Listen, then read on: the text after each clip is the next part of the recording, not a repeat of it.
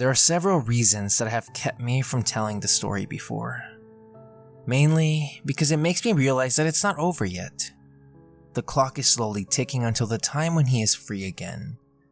And while I hope that he has long since forgotten me, something tells me he hasn't.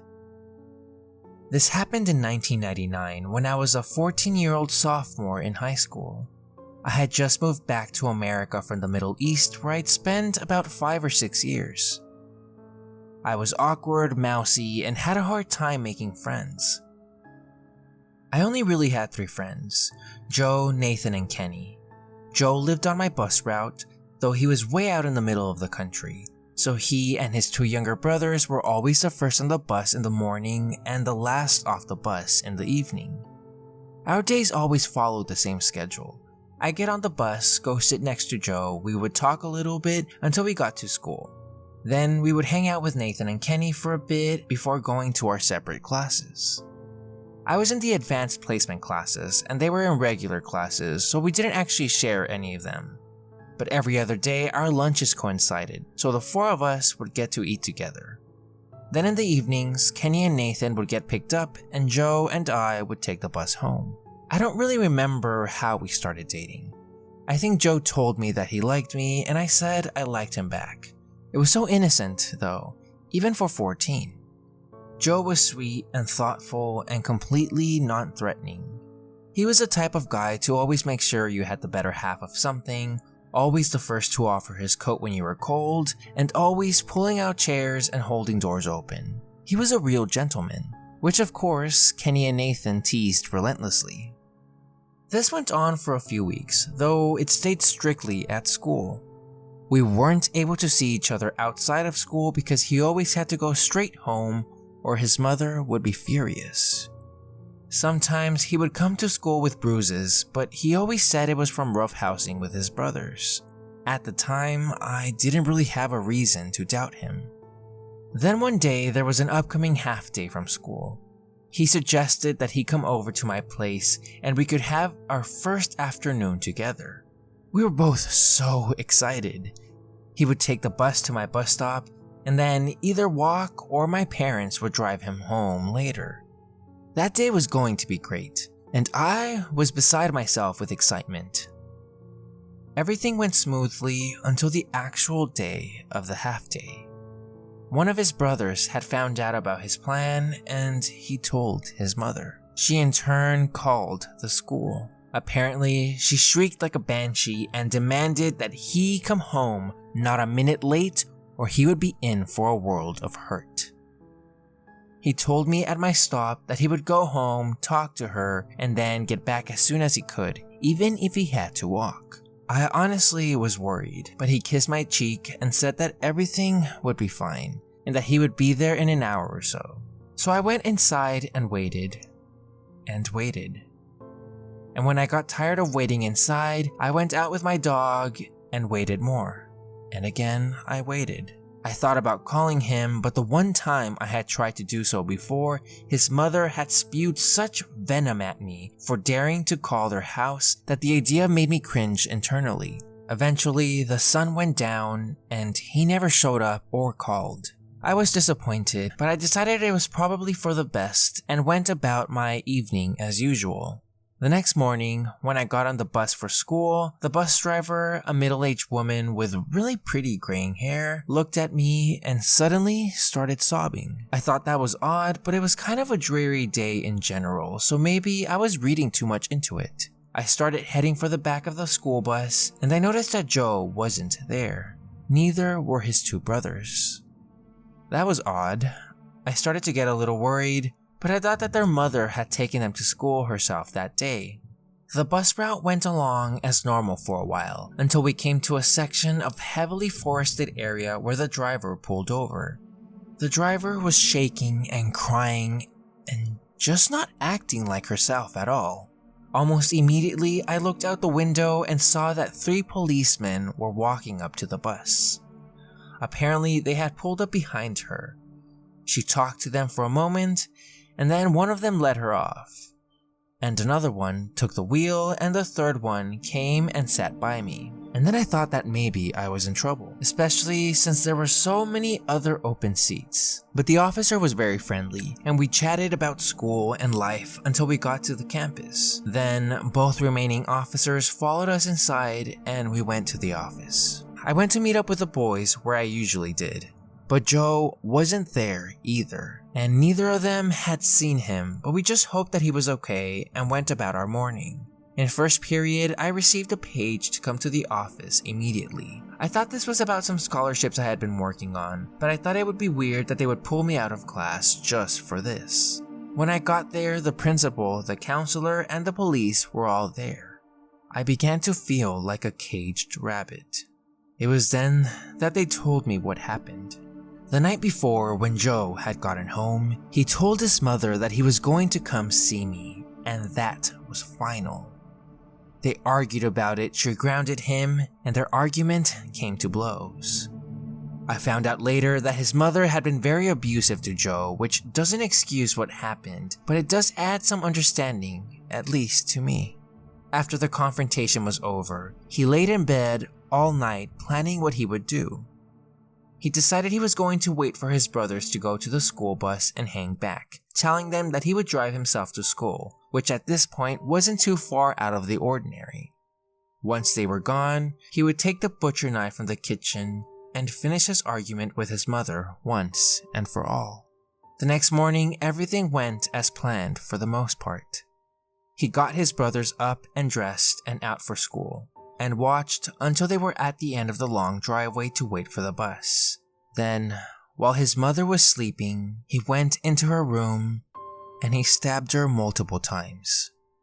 Meanwhile, on the other side of town, the gloomy weather was causing troubles with the bus. I don't know the details, but I know that it was a few minutes late starting its route. One thing I realized while writing this, and that Hollywood seems to miss half of the time, is that when you stab someone while they're sleeping, they tend to wake up. And his mom woke up. She screamed and tried to fight back, but he was too determined and too strong. Since the bus was running late, the brothers were still standing on the side of the road waiting when they heard their mother scream. They both turned and ran back to try and help. They tried to defend their mother, but Joe turned on them, slicing one of them across the palms and the other in the gut. Joe then ran. When the bus arrived, she saw one of the brothers staggering up the driveway, covered in blood. In her panic, she kept going and called the police. Eventually, Joe made it to a corner store a little ways away, although some stories claim that it was actually the stabbed brother who had crawled to the store, but either way, I can't confirm that fact. After the police finished questioning me, I was sent home. I remember laying on my parents' bed, staring at the TV while the live coverage of his capture played. I remember seeing the news chopper filming as a police helicopter followed Joe after he ran across a field. A cop had perched himself out the door of the helicopter, and as the chopper got lower, he jumped out and tackled Joe. And that was the last time I ever saw Joe. The part that creeps me out, though, is what happened afterwards. Joe pled guilty and was sentenced to 40 years for the murder and 20 for the assault on his brother. Not long after, the letters started. I never kept any, but they were long, crazy, rambling things about how we would be together forever. How he did it for me, how he truly loved me, and how he would do anything to be with me. No regret, no remorse. He was happy about what he did if he meant that I was his. We moved a while later, and the letters stopped.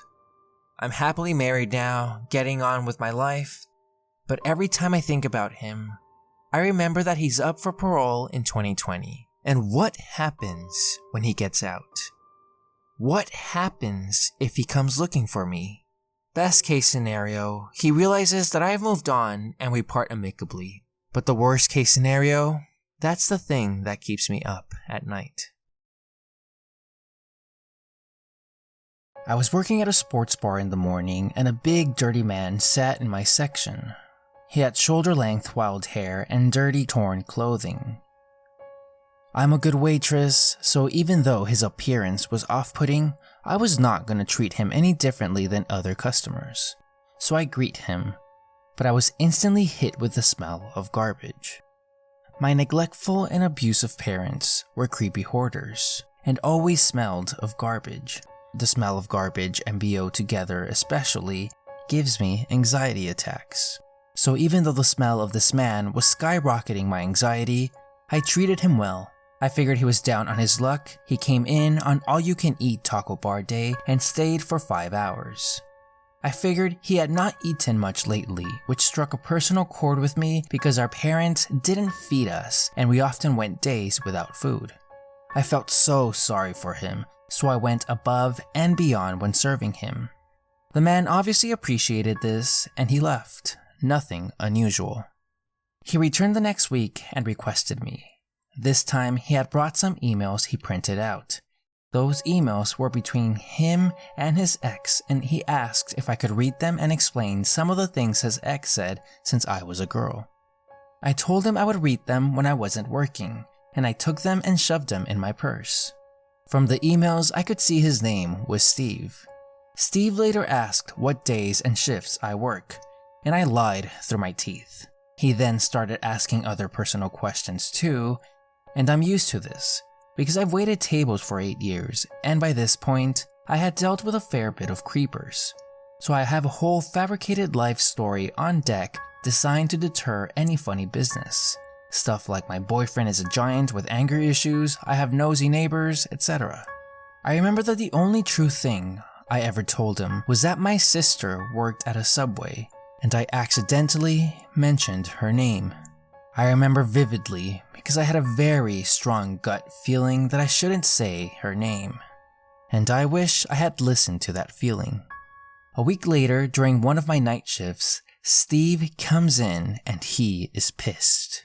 He demands to know why I wasn't working when I said I would be. I told him that I had traded a lot of shifts recently, but Steve got super close to me and exclaimed that I better be here next time, and he left. A cook then told me that he had seen Steve sleeping in his car in the parking lot that morning, and that he had seen the same car parked in the lot several times when he left at night. The cook was sure that it was the same car because it was filled with trash. Steve then came back in after last call and told me that he wanted to place an order, but I said it was too late, so he went into the bathroom.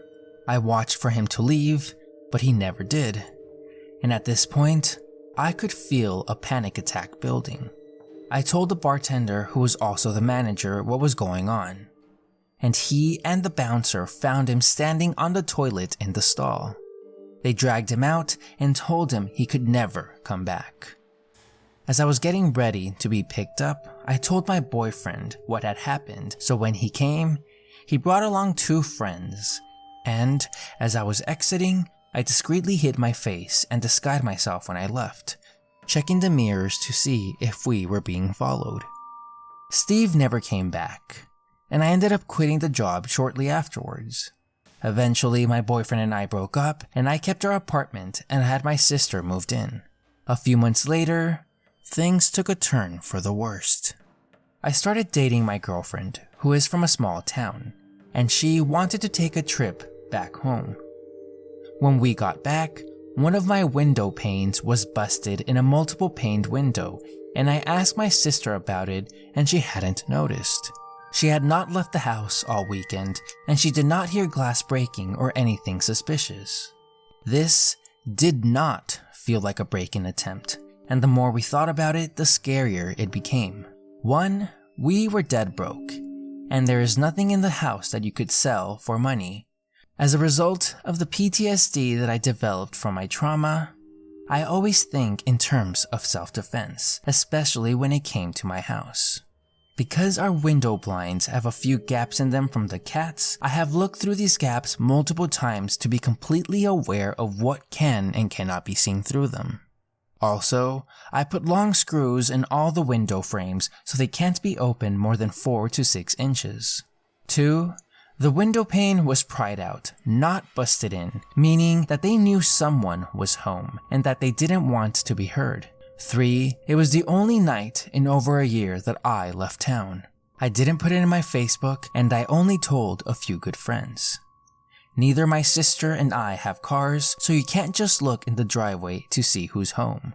The next night, we heard the neighbor's dogs barking and growling, and we heard footsteps in the yard.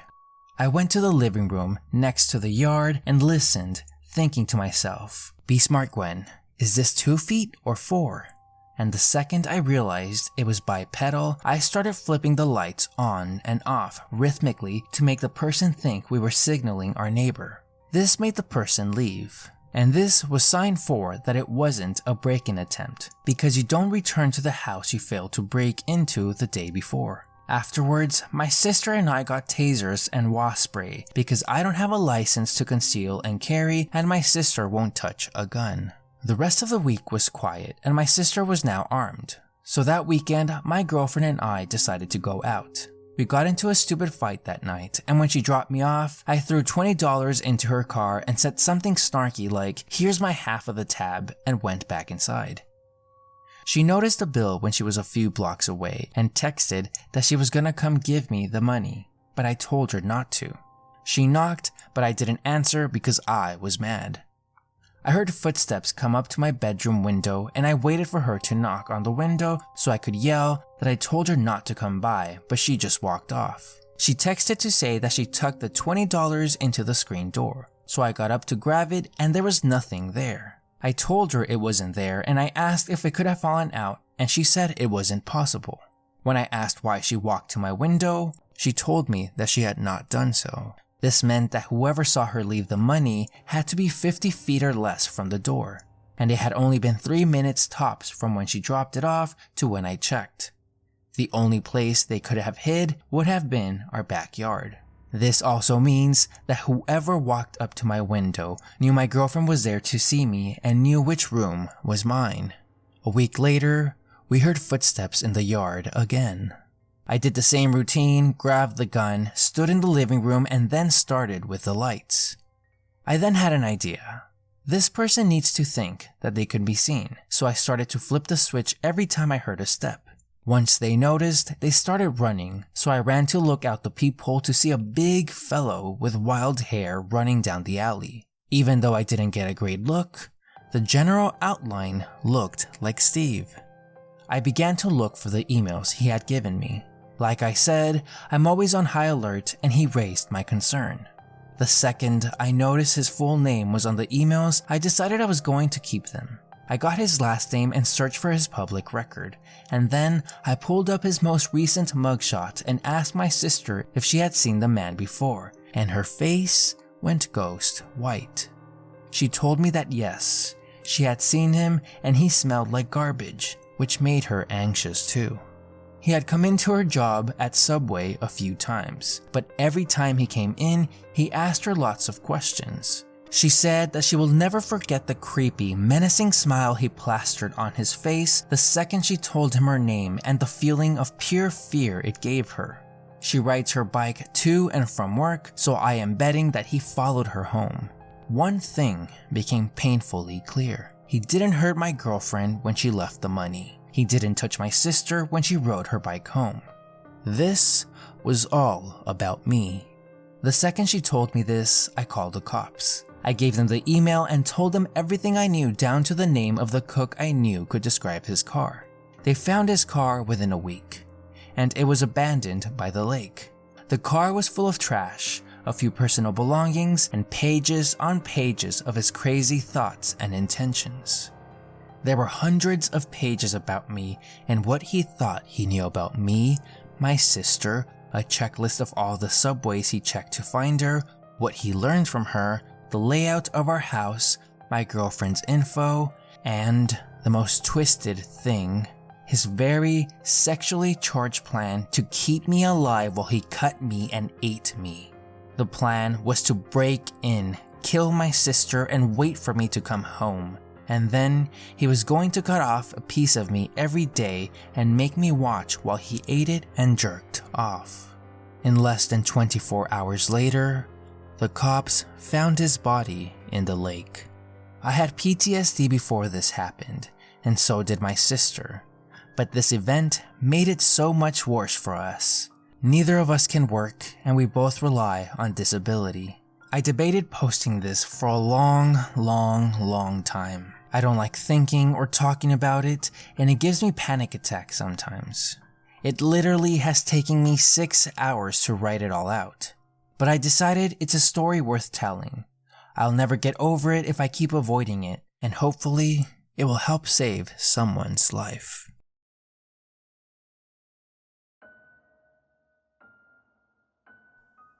This happened to me when I was a young boy. I am now in my late 50s, and I haven't thought about being 10 years old in a long time. I remember that it was around my 10th birthday when everything changed in my life for my family. I remember it being the best birthday yet because my mom had secretly saved up enough money to buy me my own bicycle, and I was more than thrilled. No more borrowing my older brother's bike, or standing on the back or sitting on the handlebars of a friend's bike. We were by no means well off when I was young. We didn't have much, so getting that bike had meant a lot to me.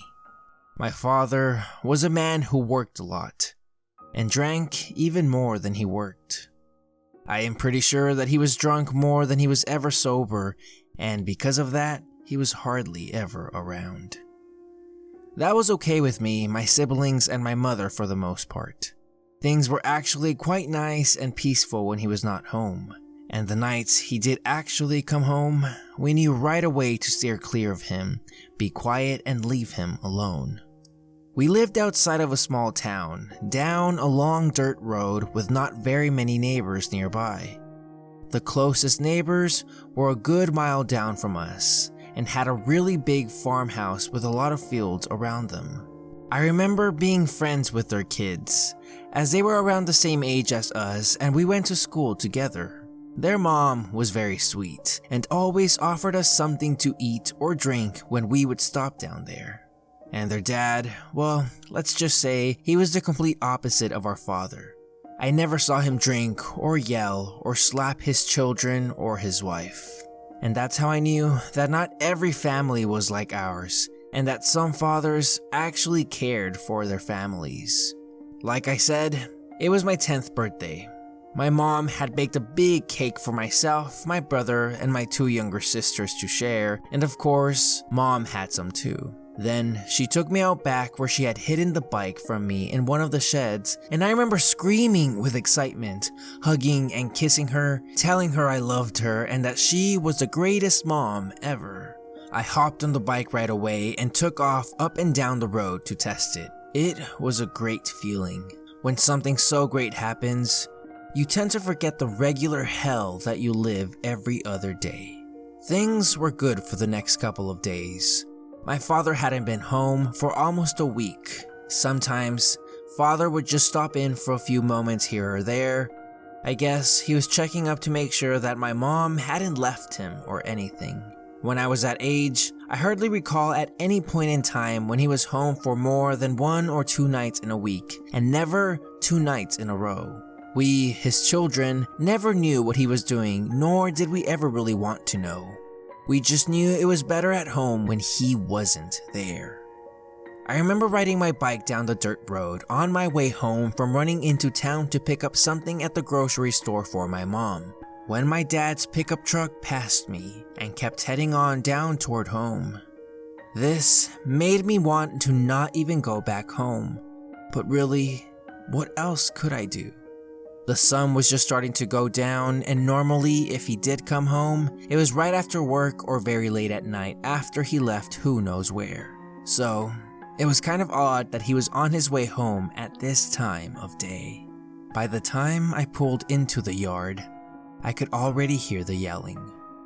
I could hear my mom's voice trying to reason with him for something or other, and then I would hear my dad's voice just overpower hers. I heard something smash, and I didn't want to go inside. I could also hear my little sisters bawling, and then I heard my mom crying too.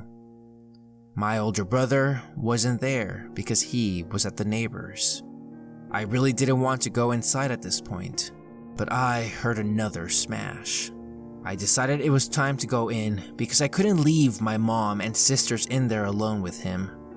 I peeked in the window of the door before I actually walked in and saw the house getting destroyed right in front of my family by my crazy drunk father.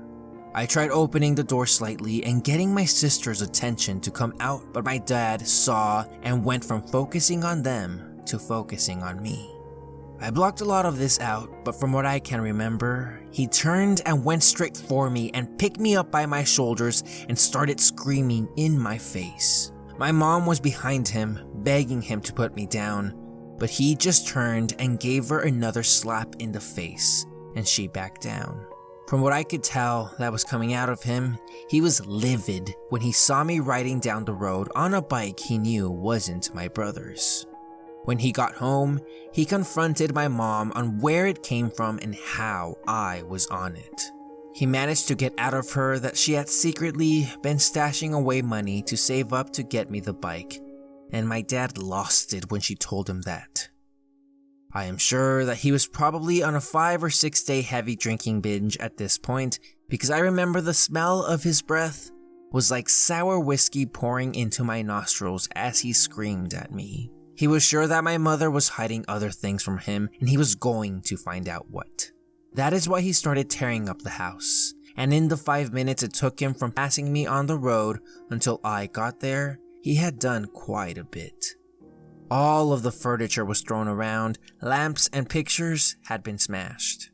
He threw me against one of the walls, and as I looked up from the floor, he had stormed into the kitchen and smashed what was left of my birthday cake against the back door. Both my sisters were huddled in the corner, holding each other, while my mom cried and had blood running down her face.